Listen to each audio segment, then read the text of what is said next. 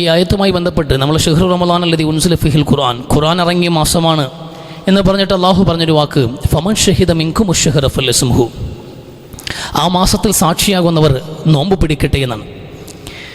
ഇവിടെ നമുക്കൊരു കൺഫ്യൂഷൻ വന്നിട്ടുണ്ട്, ഒരു ചെറിയൊരു കൺഫ്യൂഷൻ. അതൊക്കെ മാറിയിട്ടുണ്ടാവും ആൾക്കാർക്ക്. നമുക്ക് ഒരു നോമ്പ് നഷ്ടപ്പെട്ടു പോയോ എന്നൊരു ആശങ്ക വന്നിട്ടുണ്ട്. കാരണം ആദ്യ പുറയ്ക്ക് സാധാരണയിൽ കവിഞ്ഞ് വലിപ്പവും നേരവും ഉണ്ടായിരുന്നത് കൊണ്ട് നമ്മുടെ കണക്ക് കൂട്ടൽ തെറ്റിപ്പോയി, ഒരു നോമ്പ് നമുക്ക് നഷ്ടപ്പെട്ടു എന്നൊരു തെറ്റായ ധാരണ നമുക്കിടയിലുണ്ട്. അവിടെയാണ് ഖുർആൻ്റെ ഒരു പ്രസക്തി എന്നുള്ളത്. അവിടെ ഗൗരവത്തോടെ പറയുന്നത്, നിങ്ങൾക്കത് സാക്ഷിയാകുന്നെങ്കിൽ ഏത് നാട്ടിലെന്നുള്ളതല്ല, നിങ്ങൾ ജീവിക്കുന്ന ആ നാട്ടിൽ ഹിലാല് കണ്ട് നിങ്ങൾ നോമ്പ് റമളാനിലേക്ക് കടക്കുന്ന പക്ഷം മാത്രമാണ് നിങ്ങൾക്ക് നോമ്പ് നിർബന്ധമാകുന്നത്.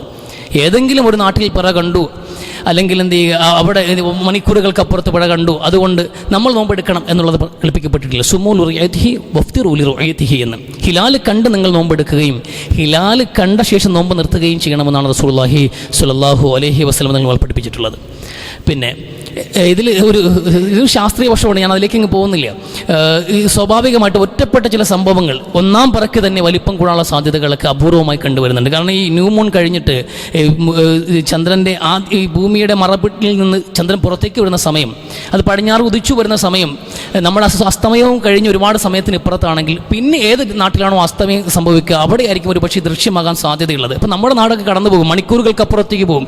പക്ഷേ ന്യൂ മൂൺ അപ്പുറത്തേക്ക് അമാവാസി കഴിഞ്ഞ് ചന്ദ്രൻ പുറത്ത് വന്നിട്ടുണ്ടാകും മണിക്കൂറുകൾക്കപ്പുറത്ത്. അപ്പോൾ അതുകൊണ്ട് തന്നെ പിന്നെ ഒരു 20 മണിക്കൂറിലേക്ക് ഇറങ്ങി വരുമ്പോൾ സ്വാഭാവികമായും ചന്ദ്രക്കല അടുത്ത പിന്നെ പ്രകടമാകുമ്പോൾ അല്പം കൂടി വലിപ്പം ഉണ്ടാകാൻ സാധ്യതയുണ്ട്. റസൂലിൻ്റെ കാലഘട്ടത്തിൽ പോലും പിറ കണ്ടിട്ട് ഇത് 3 ആണോ അതെ 4 ആണോ അത് 2 ആണോ എന്നാലും 1 അല്ല എന്ന് പറഞ്ഞൊരു സഹാബാക്കളുടെ സംഭവം ഉണ്ടാവുകയും റസൂലുള്ളാഹി ഇടപെട്ടുകയും അത് നിങ്ങൾ കണ്ടത് വെച്ചിട്ട്, കണ്ടല്ലോ ഇപ്പോഴല്ലേ കണ്ടതനുസരിച്ച് നോമ്പെടുത്താൽ മതി, അല്ലാതെ നിങ്ങൾ എന്ത് ചെയ്യണ്ട, അല്ലാതെ നിങ്ങൾ അതിന് അപ്പുറത്തേക്കുള്ള എന്ത് ചെയ്യുക, അതിന് കടന്നുള്ള ചിന്തകളും ചോദ്യങ്ങൾക്കും ഇവിടെ പ്രസക്തിയില്ല. പിറ കണ്ട് നോമ്പനുഷ്ഠിക്കുക, പിറ കണ്ട് നിർത്തുക, അത് ഇത്താഅത്ത് അനുസരണം എന്ന് പറയുമ്പോൾ അതാണ്. നമ്മൾ ആശങ്ക ഉണ്ടാക്കേണ്ടവരല്ല വിശ്വാസികൾ, അള്ളാഹുവിനെ റസൂലിനെ അനുസരിക്കുക എന്നത് മാത്രമാണ് നമ്മുടെ മേൽ ബാധ്യതയായിട്ടുള്ളത്. അപ്പോൾ അതൊന്ന് മനസ്സിലാക്കുക.